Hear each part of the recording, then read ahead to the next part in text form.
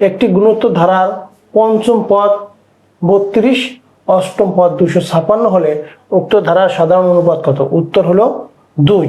আমরা একটু দেখে নেই। আগে জানি গুণোত্তর ধারা কি। আর গুণোত্তর ধারা হলো যে ধারার ক্ষেত্রে দ্বিতীয় পদকে প্রথম পদ, তৃতীয় পদকে দ্বিতীয় পদ, চতুর্থ পদকে তৃতীয় পদ দ্বারা ভাগ করলে সব ক্ষেত্রে যদি ভাগফলটা সমান হয়, অর্থাৎ অনুপাত সমান হয়। আমরা ধরে নিলাম ধারাটির প্রথম পদ এ, সাধারণ অনুপাত আর। এখন আমরা গুণোত্তর ধারার ক্ষেত্রে n-তম পদের সূত্রটা কি? n-তম পদ সমান a r to the power n-1। তাহলে পঞ্চম পদ কত হবে?